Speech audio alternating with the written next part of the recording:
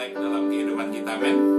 Kasih setianya tak pernah berakhir. Kalau direnungkan sampai hari ini, kebaikan Tuhan selalu melimpah, selalu melimpah. Meskipun kadang-kadang tidak seperti apa yang kita pikirkan, tapi ujung-ujungnya semuanya mendatangkan kebaikan dalam hidup kita. Dia Bapa yang baik, Dia Bapa yang setia, Dia Bapa yang tidak pernah meninggalkan kehidupan kita. Yuk kita mulai Good News Today pada hari ini. Shalom Bu Herawati, Rahmat. Apa kabar? Sehat selalu Ibu? Tetap sukacita? Shalom. Salam buat keluarga, Tuhan Yesus senantiasa memberkati. Haleluya, haleluya.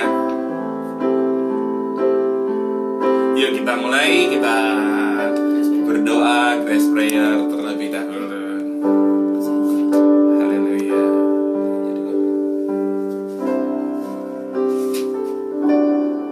Terima kasih Tuhan Yesus. Kau sungguh baik, Kau sangat baik dalam hidup kami. Mari kita berdoa ya. Bapa, kami bersyukur untuk nama Tuhan Yesus Kristus yang penuh kuasa. Nama Tuhan Yesus Kristus, nama di atas segala nama. Dalam nama Tuhan Yesus Kristus, kami telah menerima keselamatan yang kekal. Dalam nama Tuhan Yesus Kristus, kami telah menerima pengampunan dosa. Dalam nama Tuhan Yesus Kristus, kami telah menerima kesembuhan dan mujizat. Dalam nama Tuhan Yesus Kristus, kami telah disucikan, dikuduskan, dibenarkan, dan dimuliakan. Dalam nama Tuhan Yesus Kristus, kami telah menerima kuasa menjadi anak-anak Bapa di sorga. Dalam nama Tuhan Yesus Kristus, bertekuk lutut segala yang ada di langit, yang ada di atas bumi, dan yang ada di bawah bumi.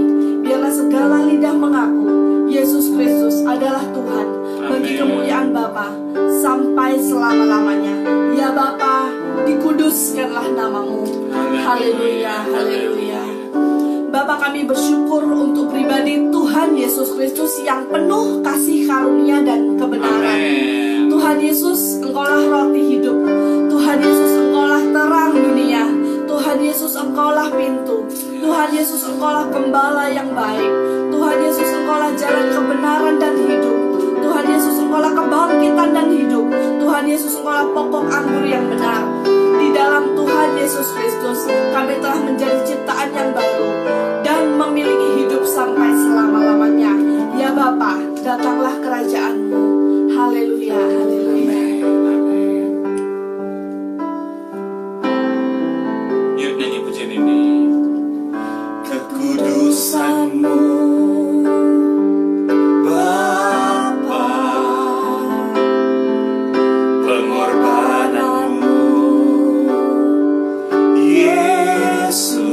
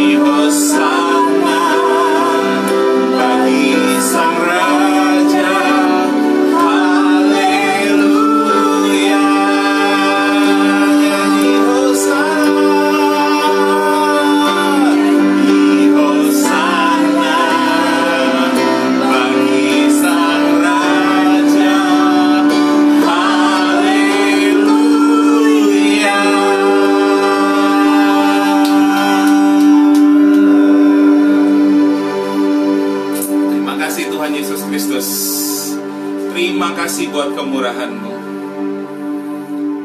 Tuhan Yesus, Engkaulah firman yang hidup. Bapa, kami bersyukur karena Tuhan Yesus Kristus firman yang hidup. Tuhan Yesus, Engkaulah firman yang hidup, yang ada sejak mulanya dan menjadikan segala sesuatu. Tuhan Yesus, firman-Mu adalah kebenaran. Oleh firman-Mu kami dikuduskan dan dimerdekakan. Amin. Tuhan Yesus, firman-Mu adalah roh dan hidup. Yes. Oleh firman-Mu kami hidup. Tuhan Yesus, firman-Mu pelita bagi kaki kami dan terang bagi jalan kami. Firman-Mu tertanam dan tinggal di dalam kami. Tuhan Yesus, firman-Mu pasti digenapi. Firman-Mu akan terjadi di atas bumi sempurna dan segera. Dan firman-Mu kami menjadi terang dalam kebenaran dan kasih. Tuhan Yesus, firman-Mu kekal. Langit bumi akan berlalu, tapi firman-Mu tetap selama-lamanya. Amin. Ya Bapa, terima kasih oleh firman Tuhan Yesus Kristus. Kami mengenal-Mu, Engkau satu-satunya Bapa yang benar. Dan mengenal Tuhan Yesus Kristus yang Kau utus. Dan kami telah dilepaskan dari yang jahat sampai selama-lamanya. Haleluya, haleluya. Terpujilah Tuhan Yesus Kristus. Satu sukacita bisa bersama-sama dengan saudara pada hari ini, siang hari ini, menemani jam makan siang atau jam istirahat saudara bagi saudara yang bekerja. Mungkin bagi saudara yang mungkin sedang aktivitas di rumah, Tuhan Yesus memberkati. Damai sejahtera, sukacita Bapa senantiasa melimpah-limpah dinyatakan dalam kehidupan kita. Hari ini 9 Juli 2020, kita akan belajar satu cerita di dalam firman Tuhan di dalam Yohanes pasalnya yang ke-11 ya. Mungkin saudara sudah sering dengar cerita tentang kisah Lazarus ini, tapi Tuhan menunjukkan sesuatu yang sangat penting yang Bapa ingin kita pahami, khususnya di situasi krisis ya. Karena saya tahu ada begitu banyak orang yang saya tahu, saya kenal, ketika dalam kehidupan ini, ketika situasi pandemi ini, mereka mengalami krisis ya, khususnya dalam bidang keuangan, dalam bidang pekerjaan. Ada yang kemudian di PHK, ada yang kemudian bisnisnya jadi mati, harus memulai usaha yang baru ya. Ada begitu banyak hal yang terjadi dalam kehidupan ini akibat dampak dari situasi yang sedang terjadi sekarang ini. Dan kita akan belajar dari keluarga Marta, Maria, dan Lazarus. Nah, mereka sedang mengalami situasi sulit. Ya, mungkin mirip-mirip lah dengan yang kita alami sekarang ini. Kalau situasi sulit yang mereka alami tentang kematian saudara mereka, tapi kalau kita mungkin pandemi dan kematian beberapa usaha pekerjaan kita, income kita, dan lain sebagainya. Dan kita akan belajar bagaimana Tuhan Yesus memulihkan. Dan saya percaya kita sama-sama dikasih Tuhan Yesus. Tuhan Yesus juga sanggup memulihkan keadaan kita, bisnis pekerjaan kita, keuangan kita. Amin. Yuk kita baca dalam Yohanes pasalnya yang ke-11, ayatnya yang pertama, mulai. Oke. Yohanes 11 ayat yang pertama, kita baca satu persatu bagian per bagian dari cerita ini. Oke, silakan. Yohanes 11 ayat yang pertama. Ada seorang yang sedang sakit namanya Lazarus. Ya. Ia tinggal di Betania, kampung Maria dan adiknya Marta. Oke, next. Maria ialah perempuan yang pernah meminyaki kaki Tuhan dengan minyak mur dan menyekanya dengan rambutnya. Ya, next. Dan Lazarus yang sakit itu adalah saudaranya. Kedua perempuan itu mengirim kabar kepada Yesus.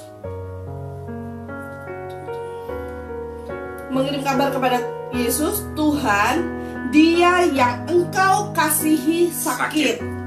Ketika Yesus mendengar kabar itu, Ia berkata, penyakit itu tidak akan membawa kematian, tetapi akan menyatakan kemuliaan Bapa, sebab oleh penyakit itu anak Bapa akan dimuliakan. Ayatnya yang kelima. Yesus memang mengasihi Marta dan kakaknya dan Lazarus. Namun setelah didengarnya bahwa Lazarus sakit, ia sengaja tinggal 2 hari lagi di tempat di mana ia berada. Ya, sampai di situ dulu pembacaan firman Tuhan. Nanti kita akan lanjutkan. Menarik sekali saudara, dikatakan di sini judulnya adalah kematian Lazarus. Ada seseorang yang sedang sakit namanya Lazarus di kampung di Betania, kampung Maria dan Marta. Ayatnya yang kedua Ini ada sebuah pengidentifikasian yang penting. Di sana dikatakan bahwa siapakah Maria, adiknya Marta itu? Maria adalah perempuan yang pernah meminyaki kaki Tuhan dengan minyak mur dan menyekanya dengan rambutnya. Dan Lazarus itu adalah saudaranya. Jadi ini mereka 3 saudara kandung, saudara. Dan Maria itu adalah seseorang yang pernah meminyaki kaki Tuhan dengan minyak mur, minyak narwastu murni, dan menyekanya dengan rambutnya. Di tengah-tengah kisah tentang Lazarus yang sedang sakit ini, Yohanes memunculkan sosok Maria yang pernah berbuat sesuatu kepada Tuhan Yesus. Sosok Maria yang pernah berkorban kepada Tuhan Yesus. Sosok Maria yang pernah menghabiskan, kalau saudara tahu harga dari minyak narwastu murni yang dipakai untuk mengurapi Tuhan Yesus, itu menurut komentari, menurut orang-orang yang menafsirkan Alkitab, itu senilai dengan gaji setahun seorang pekerja, saudara. Dan itu dipersembahkan kepada Tuhan Yesus, tanda kutip ya, cuma dibuang percuma untuk memicaki kaki Yesus sebagai bukti bahwa Maria ini sangat mengasihi Tuhan Yesus. Mengapa dia sangat mengasihi Tuhan Yesus? Karena Maria menerima pengampunan dari Tuhan Yesus. Itu sebabnya Yesus pernah berkata bahwa orang yang diampuni banyak, maka dia akan berbuat banyak.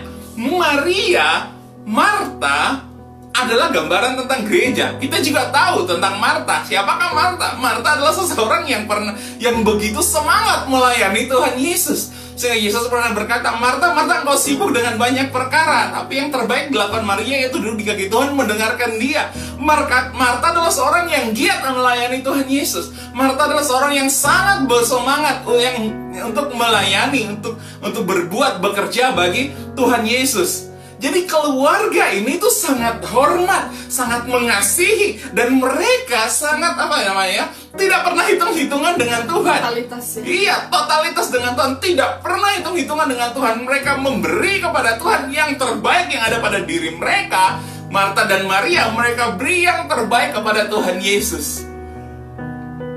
Tapi ketika adiknya sakit, mereka memberi kabar kepada Yesus. Ayatnya yang ke berapa di sana? Ayatnya yang ke-6 di sana dikatakan begini. Namun setelah didengarnya bahwa Lazarus sakit, Yesus sengaja tinggal 2 hari di tempat di mana ia berada. Wow, ini sesuatu yang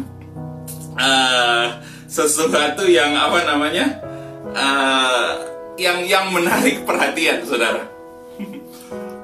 Kepada seseorang yang all out kepada Tuhan Yesus, kepada seseorang yang totalitas, kepada seseorang yang memberi banyak, yaitu Marta dan Maria. Ketika adiknya sakit, Yesus berkata bahwa firman Tuhan, Yohanes menulis bahwa ia sengaja tinggal 2 hari di sana. Pertanyaannya, apakah Yesus sengaja ingin mengecewakan Marta dan Maria? Apakah Yesus sengaja ingin mengecewakan Marta dan Maria? Tidak segera untuk menolong kalau kita manusia dan kebanyakan orang. Wah, ketika ada kita orang yang totalitas nih, buat pekerjaan Tuhan, buat pelayanan, menabur banyak, memberi yang terbaik buat pekerjaan Tuhan. Tiba-tiba ada saudara yang sakit, kita hubungi bagian pastoral.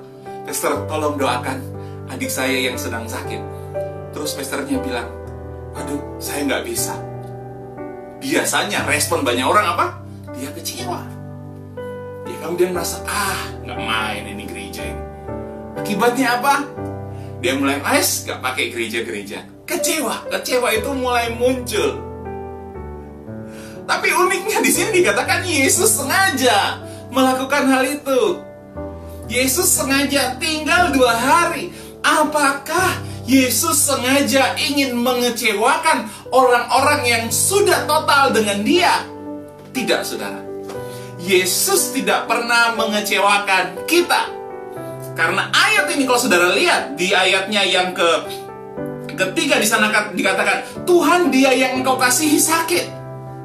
Keluarga ini tahu bahwa Yesus mengasihi mereka. Di ayatnya yang kelima dikatakan, Yesus memang mengasihi Marta dan kakaknya dan Lazarus. 2 kali ditekankan di sana bahwa keluarga ini sangat dikasihi oleh Tuhan Yesus. Saya percaya ketika kita sadar bahwa kita dikasihi Tuhan Yesus, apapun keadaan yang terjadi dalam kehidupan kita, meskipun tidak sesuai dengan apa yang kita inginkan, meskipun tidak sesuai dengan apa yang kita harapkan, kalau kita dikasihi dengan Tuhan Yesus, kita percaya ujung-ujungnya mendatangkan kebaikan dalam kehidupan kita. Kita tidak mudah kecewa, kita tidak mudah menyalahkan keadaan, kita tidak mudah mencari kambing hitam, kita tidak mudah menuduh orang lain, kita tidak mudah menyalahkan situasi atau orang-orang di sekitar kita, karena kita tahu yang penting Yesus sayang sama kita. Kalau Yesus sayang sama kita, kita percaya kepadanya, Dia pasti mengerjakan sesuatu yang dahsyat ujung-ujungnya untuk kemuliaan Dia di dalam kehidupan kita. Amen. Percaya, katakan amin. Amin. Amin. Yes. Yesus tidak pernah mengecewakan kita. Yesus selalu melakukan yang terbaik. Tapi pertanyaannya, mengapa Yesus melakukan itu? Mengapa Yesus sengaja? Waktu saya merenungkan ini, ternyata begini.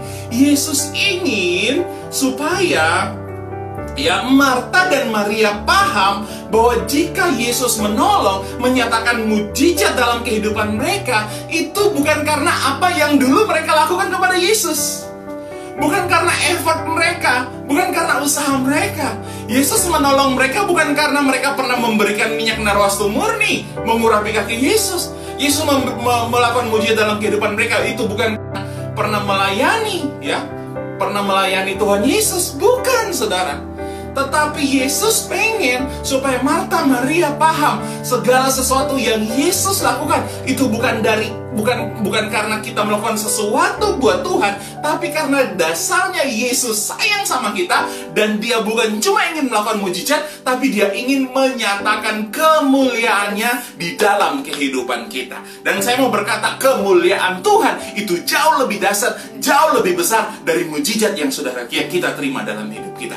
Percaya, katakan amin. Amin. Amin. Jadi ketika kita berdoa, percayalah, kemuliaan Tuhan itu jauh lebih hebat. Meskipun saat ini tidak seperti apa yang kita harapkan, kita sudah setia, kita sudah berdoa, kita sudah menabur, kita sudah melakukan yang terbaik, kita sudah melayani Tuhan secara luar biasa, all out dengan Tuhan. Tapi ketika kenyataan tidak seperti yang kita harapkan, ingatlah bahwa Yesus tetap mengasihi kita, dan Dia pasti menyatakan kemuliaannya dalam kehidupan kita. Dia menyatakan kemuliaannya dalam kehidupan kita. Itu bukan karena apa yang kita perbuat, bukan karena kesetiaan kita, bukan karena sesuatu yang kita lakukan, tapi karena sejak dulunya Dia sayang, sangat-sangat mengasihi saudara, dan sangat-sangat mengasihi kita. Setuju, katakan amin. Dia tahu yang terbaik. Ya. Dia tahu yang terbaik. Dia tahu yang terbaik. Jadi bukannya Tuhan ingin mengecewakan Marta dan Maria, tapi Yesus ingin supaya kita paham bahwa segala sesuatu yang Tuhan lakukan tidak ada hubungannya dengan perbuatan baik kita yang masa lalu kita lakukan, tapi sungguh-sungguh murni karena Yesus sangat mengasihi kita. Lanjut, ayatnya yang ke-7. Tetapi sesudah itu Ia berkata kepada murid-muridnya, "Mari kita kembali lagi ke Yudea." Ya. Murid-murid itu berkata kepadanya, "Rabi, baru-baru ini orang-orang Yahudi mencoba melempari engkau. Masih maukah engkau kembali ke sana?" Jawab Yesus, "Bukankah ada 12 jam dalam satu hari? Siapa yang berjalan pada siang hari, kakinya tidak terantuk, karena ia melihat terang dunia ini. Tetapi jikalau seorang berjalan pada malam hari, kakinya terantuk karena terang tidak ada di dalam dirinya." Demikianlah perkataannya, dan sesudah itu Ia berkata kepada mereka, "Lazarus, saudara kita, telah tertidur, tetapi aku pergi ke sana untuk membangunkan dia dari tidurnya." Maka kata murid-muridnya itu kepadanya, "Tuhan, jikalau ia tertidur, ia akan sembuh." Tetapi maksud Yesus ialah tertidur dalam arti mati. Sedangkan sangka mereka Yesus berkata tentang tertidur dalam arti biasa. Karena itu Yesus berkata dengan terus terang, "Lazarus sudah mati. Tetapi syukurlah aku tidak hadir waktu itu, sebab demikian lebih baik bagimu, supaya kamu dapat belajar percaya. Marilah kita pergi sekarang kepadanya." Lalu Thomas yang disebut Didimus berkata kepada teman-temannya, yaitu murid-murid yang lain, marilah kita pergi juga untuk mati bersama-sama dengan dia. Ada di Yohanes 11, saudara ya. Yohanes 11 ya. Nah, kita fokus di ayat yang ke-11. Ayat yang ke-11 dikatakan begini, demikianlah perkataannya, dan setelah dia menjelaskan semua tadi yang di atas, demikianlah perkataannya, dan sesudah itu ia berkata kepada mereka, Lazarus saudara kita telah tertidur, tetapi aku, kata Yesus, aku pergi ke sana untuk membangunkan dia dari tidurnya. Kita fokus kepada keluarga Lazarus, saudara ya. Ada sesuatu yang menarik dari ayat ini. Yesus tidak pernah mengidentifikasi masalah yang dialami manusia adalah sesuatu yang berat atau sesuatu yang besar. Sekali lagi, faktanya Lazarus itu sudah mati. Faktanya kita tahu bersama, saya percaya kita sudah pernah mendengar cerita ini sebelumnya. Faktanya Lazarus itu sudah 4 hari dalam kubur. Sudah mungkin jadi bangkai, saudara ya. Ya, sudah rusak lah. Tapi waktu Yesus berkata kepada murid-muridnya, Yesus berkata bahwa saudara kita itu tertidur. Apa yang sedang Yesus mau sampaikan kepada kita pada hari ini? Yesus tidak pernah mengidentifikasi masalah manusia, masalah kita, atau bahkan kematian Lazarus. Saya rasa kematian adalah sesuatu yang paling berat. Ya kan? Kalau khususnya dulu sebelum mereka percaya, sebelum Yesus mati, sesuatu yang menakutkan karena maut. Dan sekarang pun kita masih banyak orang takut mati. Itu sebabnya kita sakit, kita minta kesembuhan. Meskipun kita tahu di balik kematian ada apa namanya? Ada juru selamat, cuma tentang pindah tempat aja. Tapi kita tidak fokus di situ. Tapi yang luar biasa, Yesus tidak pernah mengidentifikasi masalah kita adalah sesuatu yang berat. Yesus tidak pernah melihat bahwa masalahmu adalah sesuatu yang berat. Ketika engkau sakit, itu bukan masalah berat bagi Tuhan Yesus. Ketika engkau susah, bukan masalah berat. Ketika engkau berkekurangan, itu bukan masalah yang berat bagi Tuhan Yesus. Yesus selalu melihat bahwa Yesus punya solusi atas semua masalahmu. Bisnismu yang mati, pekerjaanmu yang mati, Yesus punya solusi atas semua masalah pergumulanmu. Kenapa? Karena solusinya adalah pribadinya sendiri. Amin. Adalah dirinya sendiri. Itu sebabnya kalau kita membaca firman Tuhan selama 33,5 tahun Yesus hidup di bumi, di mana ada Yesus, dan ketika mereka percaya kepada Yesus, terjadi mujizat. Amin. Setiap kali Yesus ada di satu tempat dan mereka percaya, terjadi mujizat.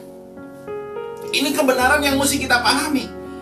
Kalau Yesus mengidentifikasi masalah kita sebagai sesuatu yang sederhana, saya juga mau berkata kepada saudara, mari kita percaya sesuatu yang berat, sesuatu yang sulit, krisis yang terjadi dalam kehidupan kita, di mata Yesus bukan sesuatu yang berat. Karena kenapa? Karena dia punya solusi. Dan kabar baiknya, dia bersama-sama dengan kita, tidak pernah meninggalkan kita. Percaya, katakan amin. Ini sebuah kebenaran. Jangan identifikasi masalahmu sebagai sesuatu yang tidak bisa engkau handle, sebagai sesuatu yang tidak bisa engkau tangani. Karena Yesus berkata dalam firman Tuhan, dia tidak pernah mengizinkan pencobaan-pencobaan yang terjadi dalam Rasul Paulus ya, dalam kehidupan kita itu melebihi dari kekuatan kita. Amin.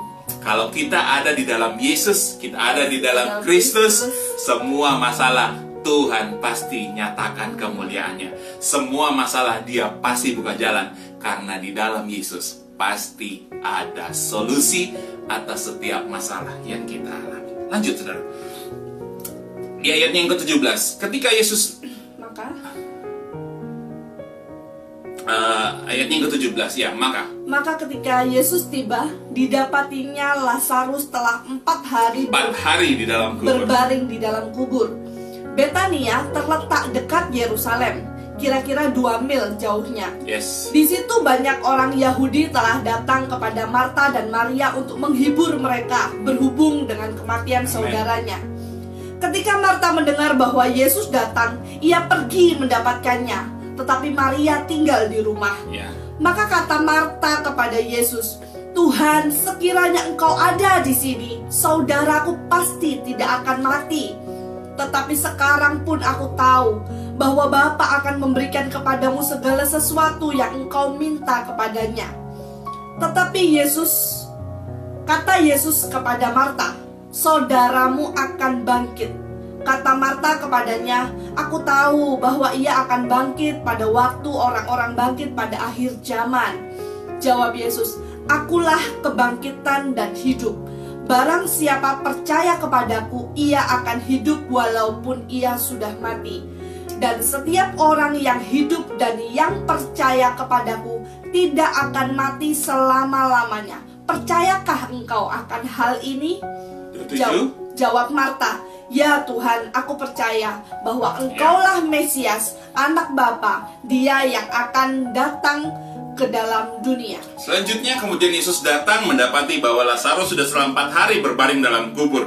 Nah, ketika Marta mendengar tentang hal itu, Marta dan Maria mendengar bahwa Yesus datang, dan Marta ini langsung berespon ya. Mungkin Marta ini orangnya sedikit sanguin gitu ya.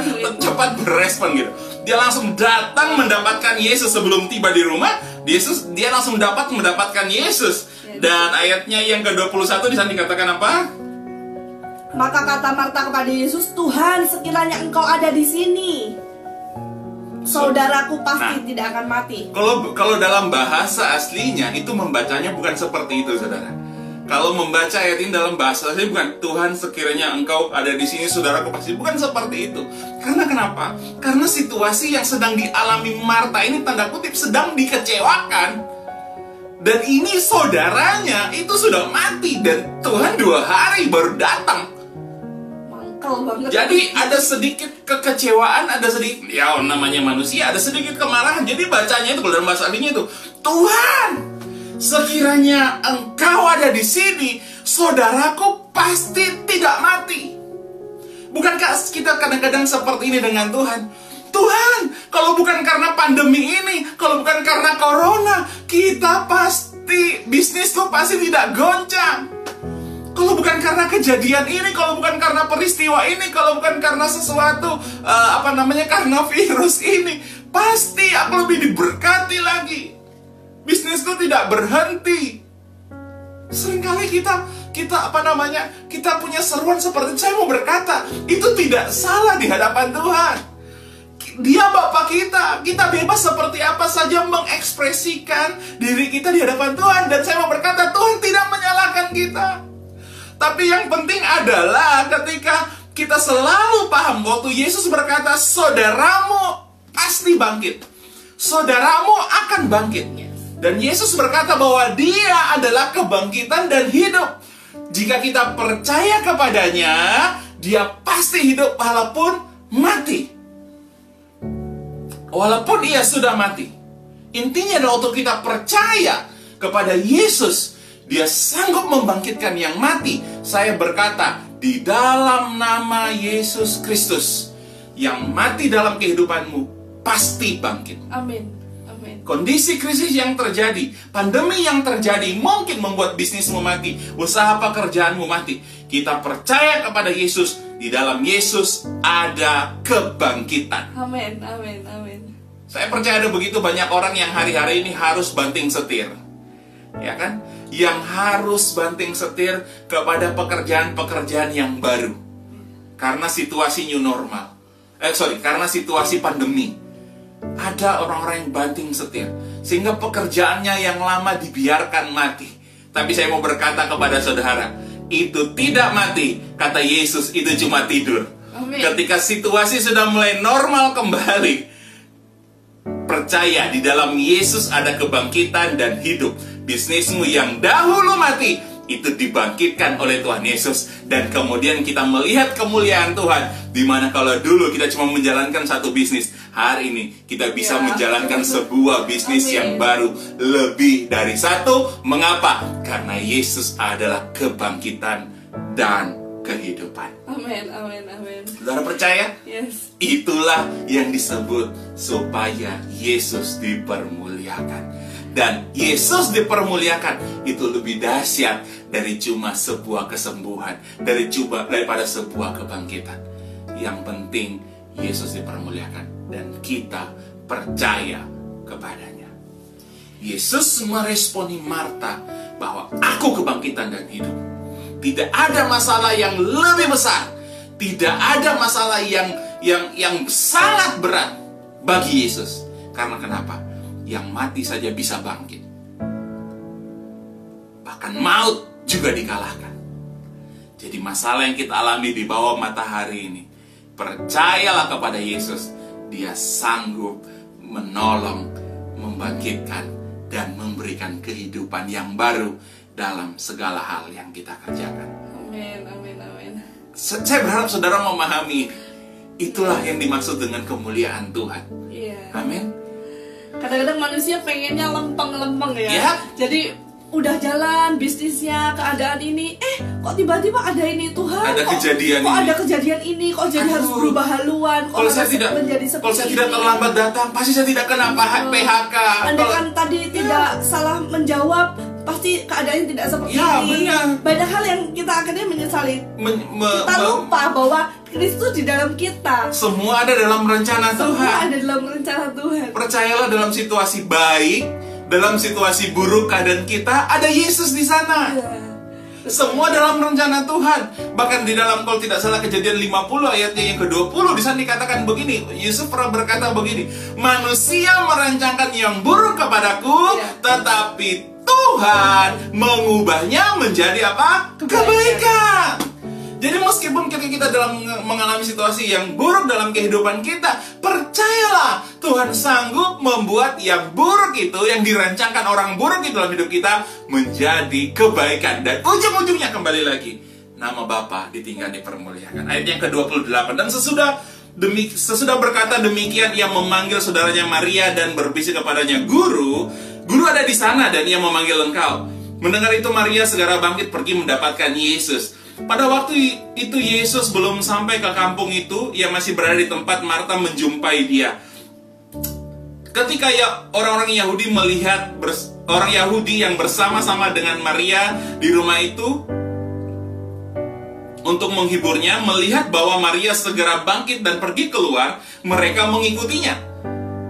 Karena mereka menyangka bahwa ia pergi ke kubur untuk meratap di situ. Setibanya Maria di tempat Yesus dan melihat dia Setibanya Maria di tempat Yesus berada dan melihat dia, jadi Maria melihat Yesus, tersungkurlah ia di depan kakinya dan berkata kepadanya, Tuhan, sekiranya engkau ada di sini, saudaraku pasti tidak mati. Nah, ini Maria mungkin lebih tenang, lebih kalem gitu ya. Tapi pernyataannya sama dengan saudaranya. Ya, kan kalau saudaranya mungkin lebih kenceng gitu, lebih apa namanya itu tadi? Lebih temperamental gitu ya. Tuhan, sekiranya engkau ada di sini, kau pasti tidak mati. Tapi kalau Maria dalam keadaan menangis, dia berkata, Tuhan, sekiranya engkau ada di sini, saudaraku pasti tidak mati. Ketika Yesus melihat Maria menangis, dan juga orang Yahudi datang bersama-sama dengan dia, maka masyulah hatinya.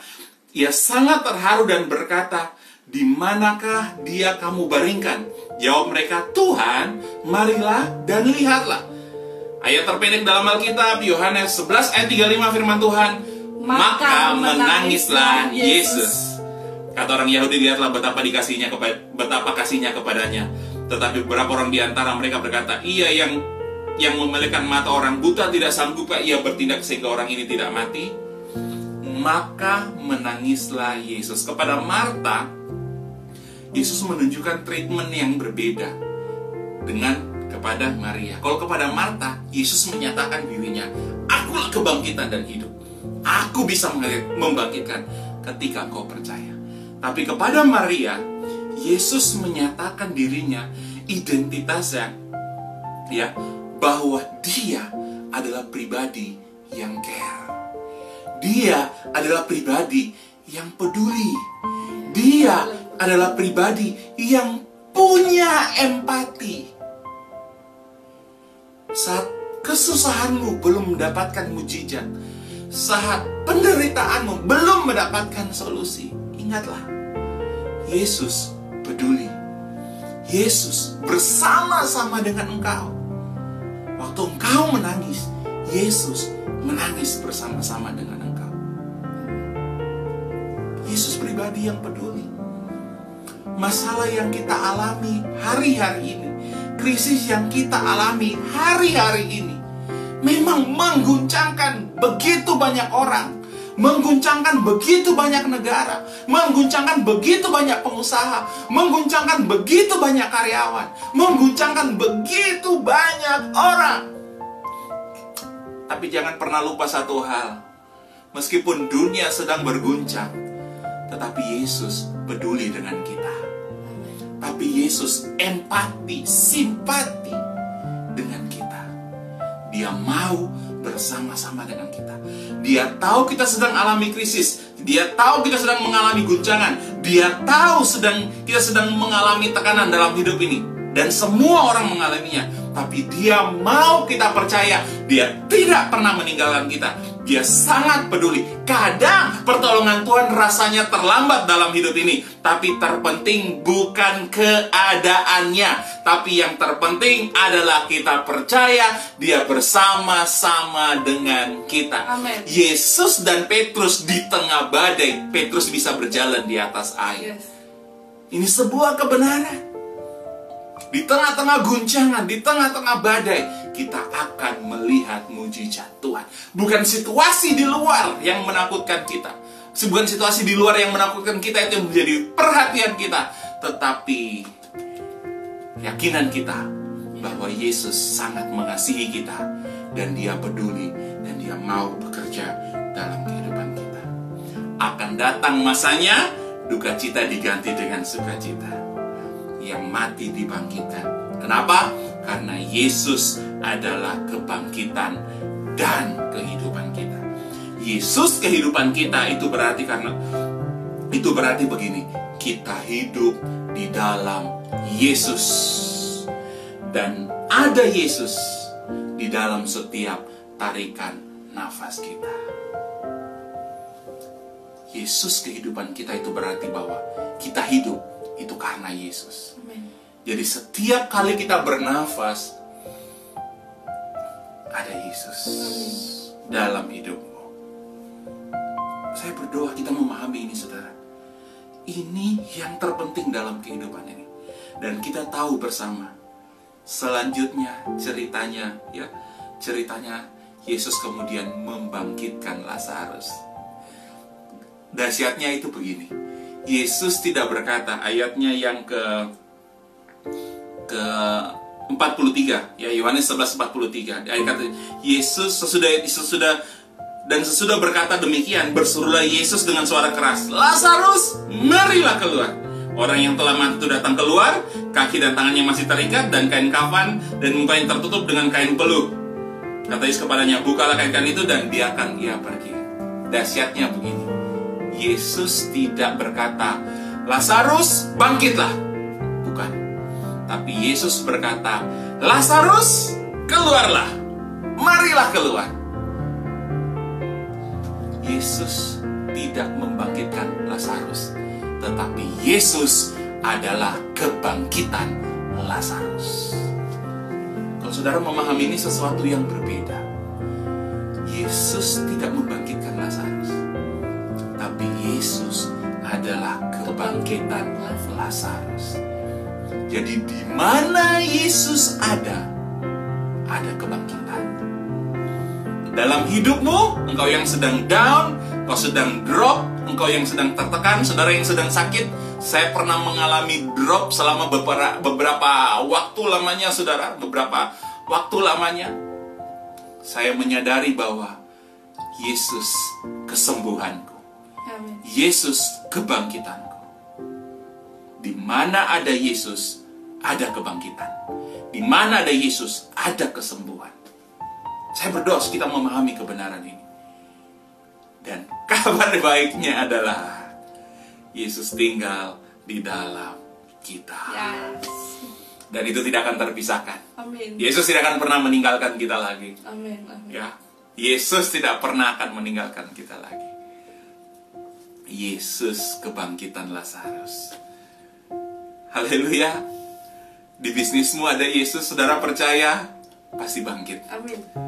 Di keuanganmu ada Yesus, saudara percaya, pasti bangkit. Amin. Amin. Dalam pekerjaanmu, dalam marketing, dalam segala hal yang kita lakukan, dalam pelayananmu, ada Yesus, pasti bangkit. Semua yang dirancangkan si jahat, semua dirancangkan oleh orang-orang yang jahat kepada kita, yang membuat bisnis kita mati, yang membuat pelayanan kita mati, membuat pekerjaan kita bangkit. Ingatlah, ada Yesus. Yesuslah kebangkitan itu. Amin. Amin. Percaya. Yes. Sebuah kebenaran yang kita harus pahami. Yesus sangat mengasihi kita. Dia kebangkitan, dia kehidupan kita. Kalau sudah berbicara tentang kehidupan, itu tentang setiap hari dia bersama-sama dengan kita, meyakinkan kita bahwa dia ada dan membela kita, memberikan kuasanya, kebangkitannya di dalam hidup kita. Itu sebabnya Yesus berkata, penyakit ini supaya Yesus Kristus anak Bapa dipermuliakan. Ada sesuatu yang lebih hebat dari kesembuhan, ada sesuatu yang lebih hebat dari kebangkitan, yaitu kemuliaan Tuhan Yesus Kristus yang dinyatakan dalam hidup kita.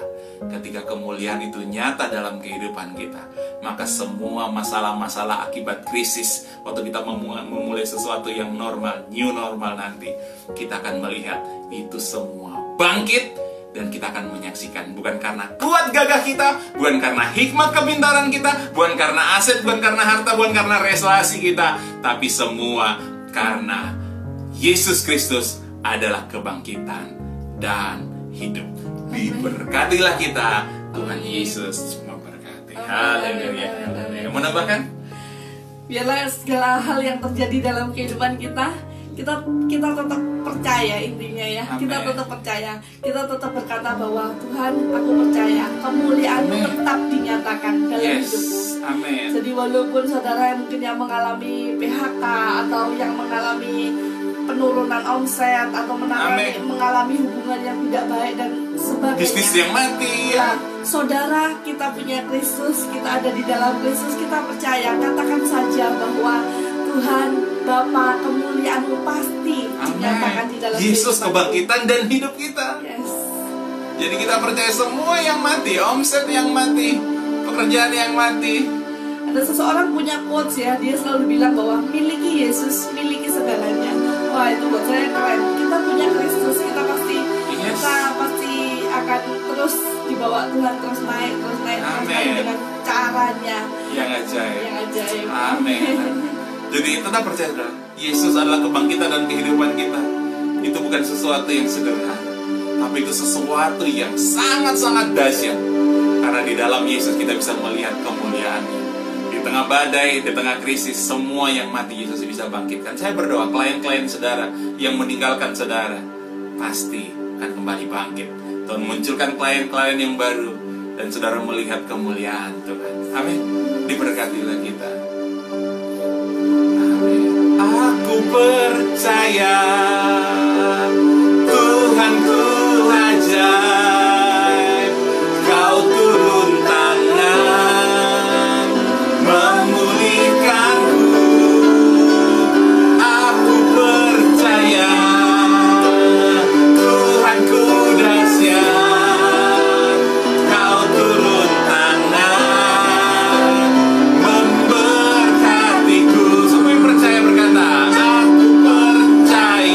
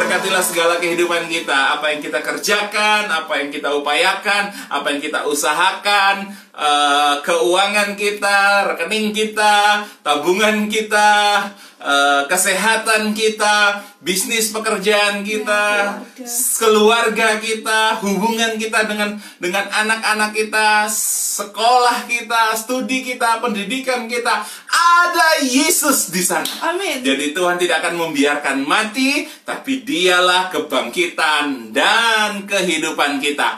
Percayalah, terimalah anugerah, terimalah berkat, terimalah kuasa, terimalah hikmat, terimalah pewahyuan, terimalah segala yang baik, terimalah segala yang dahsyat, yaitu kehadiran Yesus Kristus di dalam hatimu, dalam pikiranmu, dalam seluruh aspek kehidupanmu. Itu yang memulihkan keadaan kita. Terimalah kasih karunia yang sempurna dan pengenalan bahwa Yesus mengasihi kita tanpa syarat. Di dalam nama Bapa, Putra, dan Roh Kudus, di dalam nama Tuhan Yesus Kristus, diberkatilah kita. Semua yang percaya berkata, amin. Sampai jumpa kembali dalam hari Sabtu. Hari Sabtu adalah program Rumah Doa Bagi Bangsa, Good News Today, dalam konsep Rumah Doa Bagi Bangsa. Jadi hari Sabtu kita akan banyak berdoa, kita akan mendoakan. Saudara yang punya kerinduan untuk didoakan, ya saudara bisa DM kalau sudah supaya tidak diketahui oleh orang lain.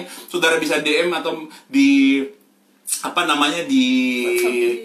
IG, ya Instagram _Surabaya, dan kami akan berdoa buat saudara. Hari-hari ini saya rindu supaya kita berdoa, ya kita berdoa, karena kuasa Tuhan masih terjadi sampai hari ini. Firman Tuhan berkata, kadang-kadang kita tidak menerima apa-apa bukan karena Tuhan tidak kasih, tapi karena kita tanda kutip lupa untuk meminta. Kita belum meminta. Jadi mintalah, kita pasti menerimanya. Amen. Berkatakanlah, maka kita melihat Yesus kebangkitan kehidupan itu dinyatakan dirinya di dalam hidup kita, sehingga semua yang mati pasti bangkit. Haleluya, diberkatilah kita. Salam buat keluarga. Jangan lupa nanti malam bersekutu dengan keluarga dalam tubuh dan darah Yesus. Ingatlah, persekutuan kita dengan tubuh dan darah Yesus, kita memahami benar bahwa kita dikasihi dan Dialah kebangkitan kehidupan kita. Damai sukacita berkat Tuhan menyertai kita hari ini sampai selama-lamanya. Immanuel, Tuhan Yesus memberkati. Shalom, shalom, shalom.